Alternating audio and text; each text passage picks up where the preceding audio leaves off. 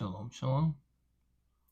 Today we're going to do Judges 10 through 15. I'm actually going to start in 10 and we'll read into 11. So, 10, 11. So Yahweh said to the children of Israel, was it not from the Mitzrites and from the Amorites and from the children of Ammon and from the Philistines that I saved you? And the Sidonians and Amalek and Maon oppressed you, and you cried out to me, and I saved you from their hand. But you have forsaken me, and served other mighty ones.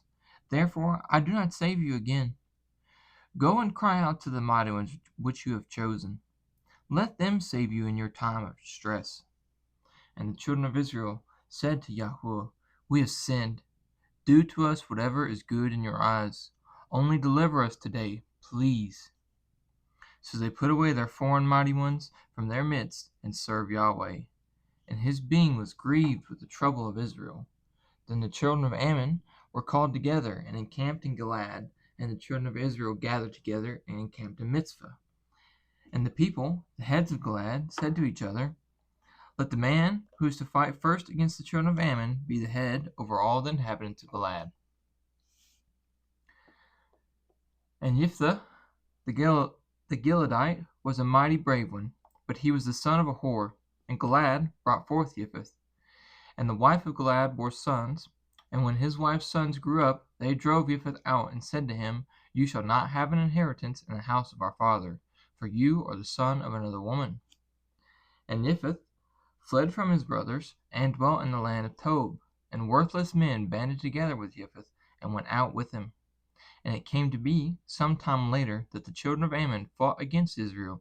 And it came to be, when the children of Ammon fought against Israel, that the elders of Gilead went to bring Jephthah, and the other went to bring Jephthah out of the land of Tob. And they said to Jephthah, come, and you shall be our commander, and let us fight against the children of Ammon. But Jephthah said to the elders of Gilead, did you not hate me, and drive me from my father's house? Why have you come to me now when you are in trouble?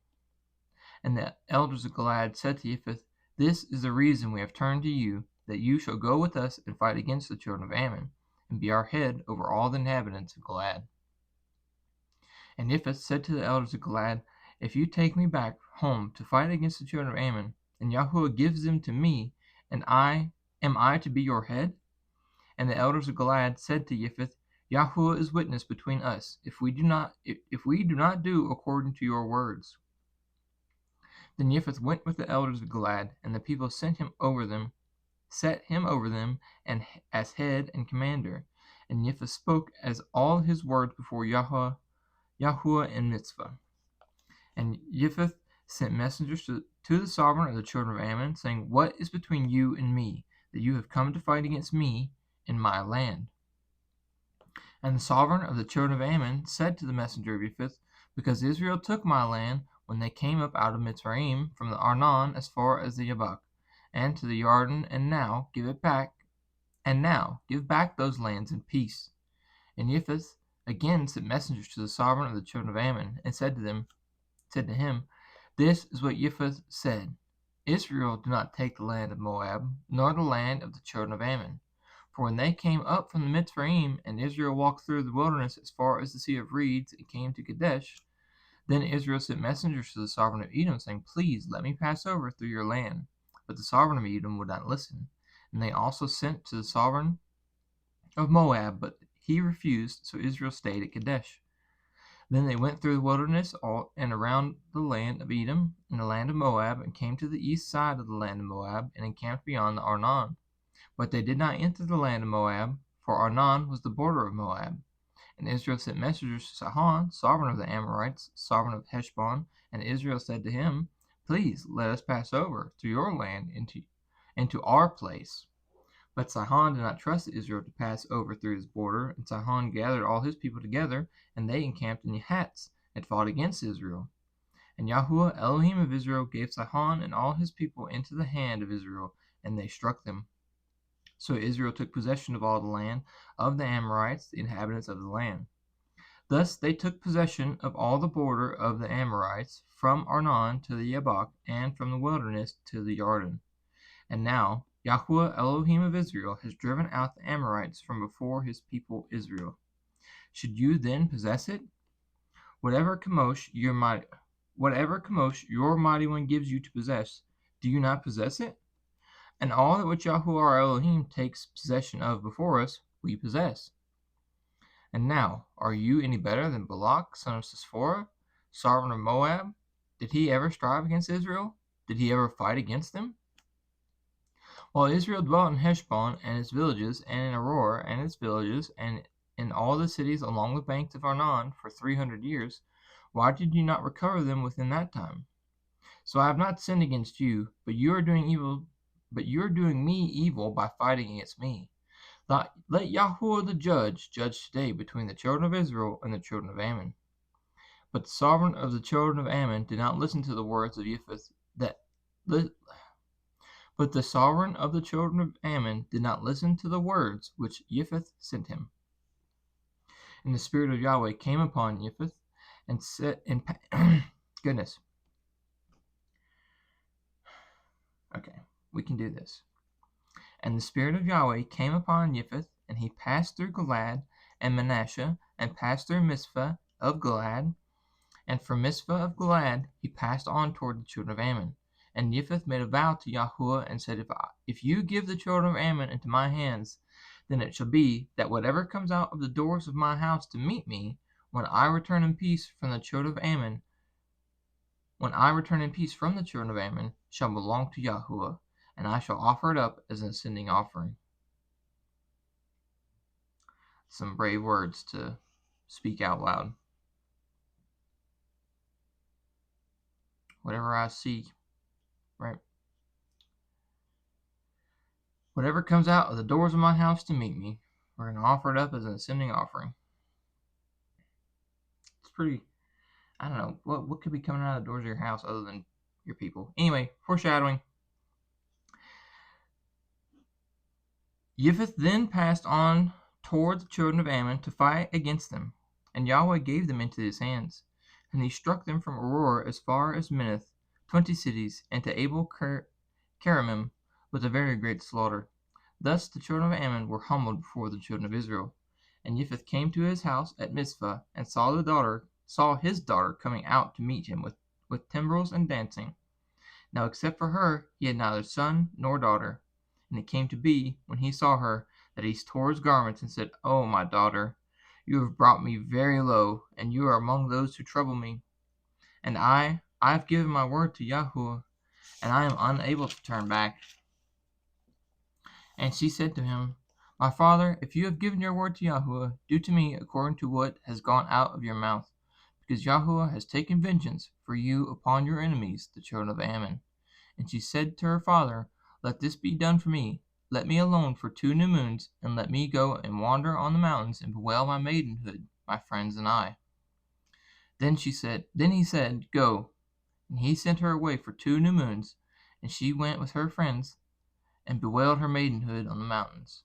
And it came to be at the end of 2 moons that she returned to her father, and he did to her as he had vowed, and she knew no man, and it became a statute in Israel. That the daughters of Israel went every year for 4 days to lament the daughter of Jephthah the Gileadite. I've heard a couple different things about this. Obviously, we could take this literally, which would probably mean that he performed a human sacrifice, which I don't necessarily think is accurate. Just doesn't seem like one of those things that God would be cool with. We're not really into offering up people. So one thing I have heard, and I kind of lean a little bit more towards this, what they ended up doing is they built her a house, and she was single all her life, basically. Anyway, chapter 12. And the men of Ephraim gathered together and passed over toward Saphon, and said to Jephthah, Why did you pass over to fight against the children of Ammon, and did not call us to go with you? we are going to burn your house over you with fire. And Jephthah said to them, My people and I were in great struggle with the children of Ammon, and when I called you, you did not save me out of their hands. And I saw that you would not save me. Then I took my life in my hands and went over against the children of Ammon, and Yahuwah gave them into my hand. And why have you come to me today to fight against me? Jephthah then gathered together all the men of Gilead and fought against Ephraim. And the men of Gilead struck Ephraim, because they had said, You Gileadites are fugitives of Ephraim, in the midst of Ephraim, in the midst of Manasseh. And Gilead captured the fords of the Jordan that faced Ephraim, and it came to be, when the fugitives from Ephraim said, Let me pass over, the men of Gilead said to him, You are an Ephraimite. If he said, No, how does that work? Let me pass over, the men of Gilead said to him, You are an Ephraimite. If he said, English, something's going on there, we'll have to look that up. No, then they would say to him, Please say, Shibboleth, and he would say, Shibboleth, for he was unable to pronounce it right. Then they seized him and slew him at the fords of the Jordan. And at that time there were 42,000 Ephraimites. And Jephthah ruled Israel 6 years. And Jephthah the Gileadite died and was buried in one of the cities of Gilead. And after him, Ibzan of Bethlehem ruled Israel, and he came to have 30 sons and 30 daughters. He sent abroad and brought in 30 daughters for his sons, and he ruled Israel 7 years. And Ibzan died and was buried at Bethlehem. And after him, Elon the Zebulunite ruled Israel, and he ruled Israel 10 years. And Elon the Zebulunite died and was buried at Elon in the land of Zebulun. And after him, Edon, son of Hillel the Pirathonite, ruled Israel. And he had 40 sons and 30 grandsons, who rode on 70 young donkeys, and he ruled Israel 8 years. And Adon, son of Hillel the Pirathonite, died and was buried in Pirathon in the land of Ephraim, in the mountains of the Amalekites. I'm going to get a sip real quick.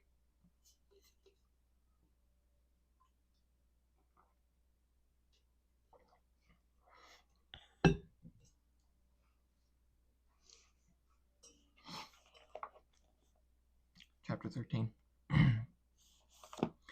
And again, the children of Israel did evil in the eyes of Yahweh. So Yahweh gave them into the hands of the Philistines for 40 years.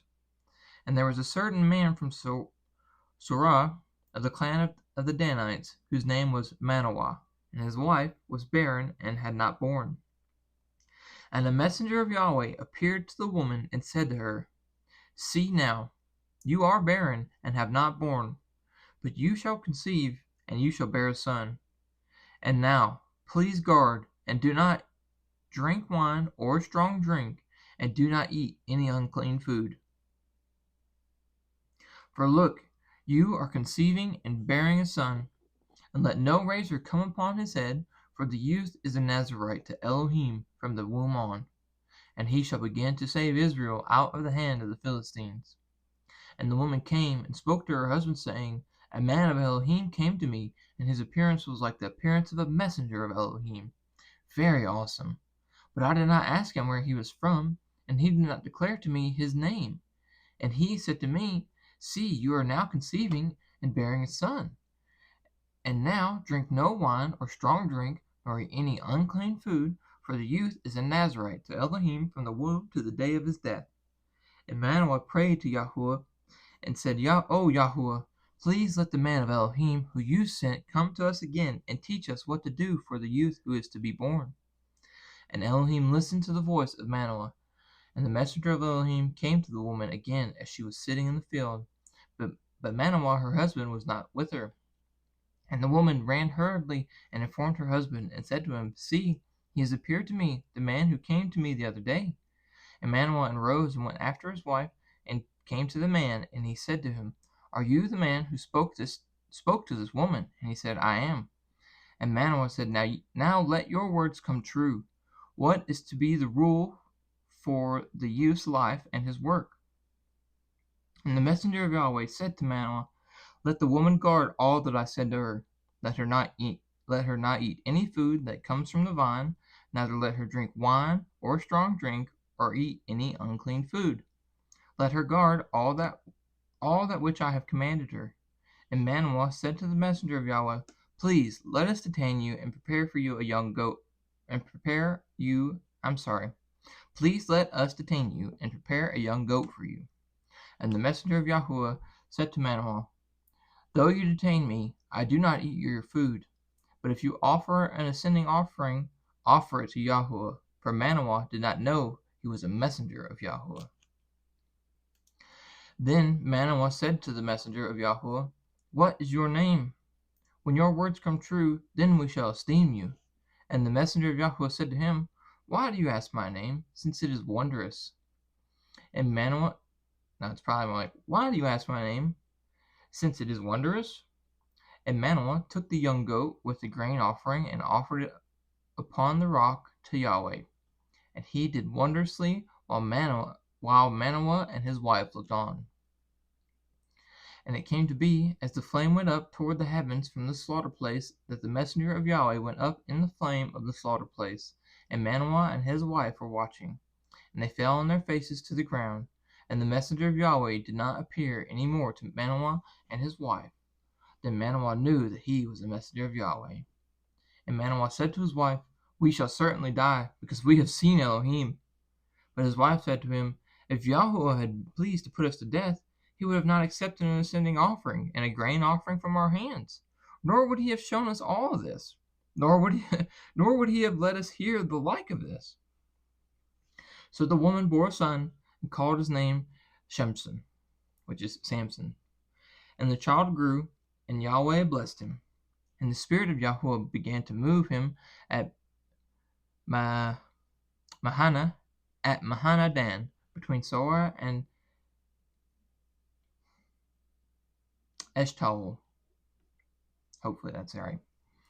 And Samson went down to Timnah, and saw a woman in Timnah of the daughter of the Philistines, and went up and informed his father and mother, saying, I have seen a woman in Timnah of the daughters of the Philistines, and now take her for me as a wife. Take her for me for a wife. Yeah. But his father and mother said to him, Is there no woman among the daughters of your brothers, or among all the people, that you should take a wife from the uncircumcised Philistines?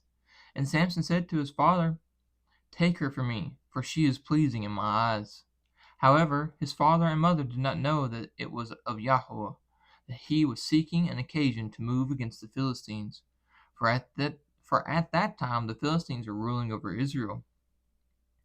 Then Samson went down to Timnah with his father and mother, and came to the vineyards of Timnah, and saw a young lion roaring as it met him. And the Spirit of Yahweh came mightily upon him, and he tore it apart as the tearing apart of a young goat, with naught in his hand. But he did not make known to his father or his mother what he had done. And he went down and spoke to the woman, and she pleased Samson well. And when he returned later to take her, he turned aside to look at the carcass of the lion, and saw a swarm of bees and honey in the carcass of the lion. And he took some of it in his hand, and went along, eating. And he came to his father and mother, and gave them, and they ate. But he did not make known to them that he took honey out of the carcass of the lion. So his father went down to the woman, and Samson gave a feast there, young men used to be. Goodness gracious. Words this morning. I'm so sorry. So his father went down to the woman, and Samson gave a feast there, for young men used to do so. And it came to be, when they saw him, that they brought 30 companions to be with him. And Samson said to them, Please let me put forth a riddle to you. If you clearly solve and explain it to me within 7 days of the feast, then I shall give you 30 linen garments and 30 changes of garments. But if you are unable to explain it to me, then you shall give me 30 linen shirts and 30 changes of garments. And they said to him, Put forth your riddle, and let us hear it. And he said to them, Out of the eater came forth food, and out of the strong came forth sweetness. And for 3 days they were unable to explain the riddle. And it came to be on the 7th day that they said to Samson's wife, entice your husband to explain the riddle to us, or else we burn you and your father's house with fire. Have you invited us in order to take what is ours? Is it not?" And Samson's wife wept before him and said, "You only hate me, and do not love me. You have put forth a riddle to the sons of my people, but you have not explained it to me." And he said to her, "Look, I have not explained it to my father or my mother, and should I explain it to you?" And she had wept before him, in 7 days while their feast lasted. And it came to be on the seventh day that he informed her, because she pressed him so much. She then explained the riddle to the sons of her people, and the men of the city said to him on the seventh day, before the sun went down, "What is sweeter than honey, and what is stronger than a lion?" And he said to them, "If you had not plowed with my heifer, you would not have solved my riddle." Then the Spirit of Yahweh came upon him mightily, and he went down to Ashkelon and struck 30 of their men, stripped them, and gave the changes of garments to those who had explained the riddle. And his displeasure burned, and he went back to his father's house, and Samson's wife was given to his companion, who had been his friend. You want your 30 garments? I got your 30 garments. I got them right here. They're just waiting for me to go take them off somebody's back. Anyway, good times.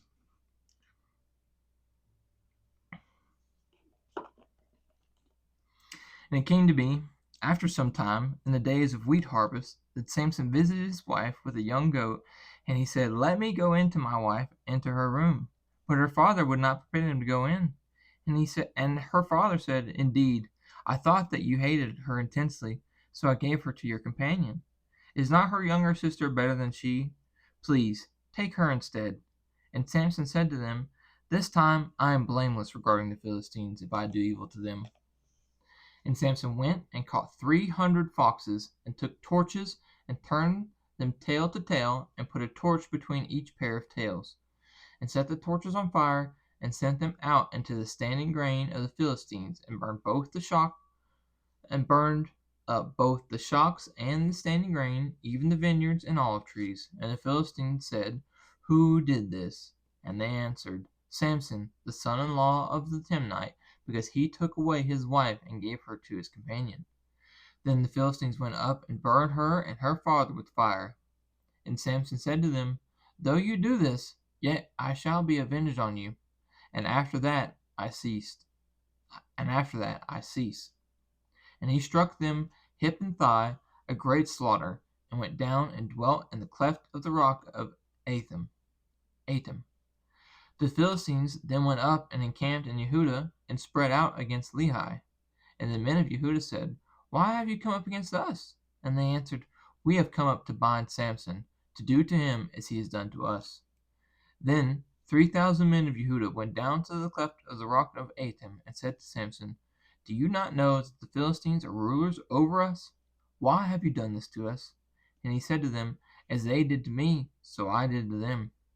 And they said to him, "We have come down to blind you, to give you into the hand of the Philistines." And Samson said to them, "Swear to me not to fall on me yourselves."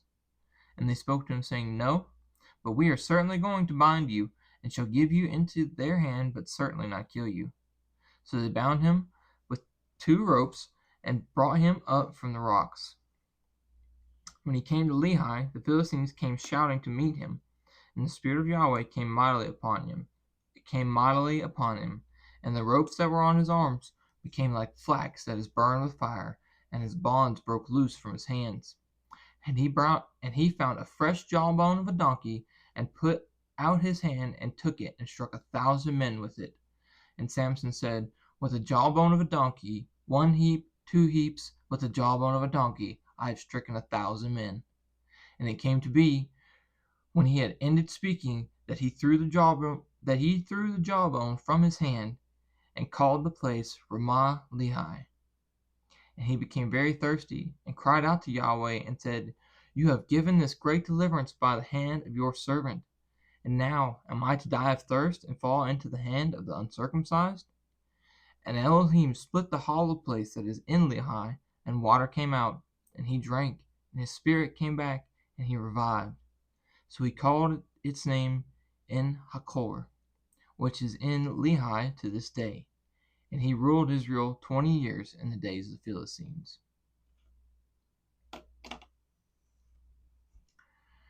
That's the story of Samson. Or part of it, anyway. We've got a little bit more to cover.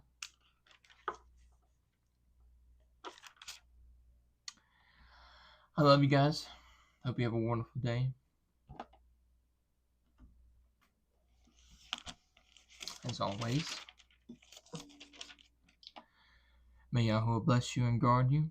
Yahuwah make his face shine upon you and show favor to you. Yahuwah lift up his face upon you and give you peace. Thus they shall put my name on the children of Israel, and I myself shall bless them. Shalom, shalom.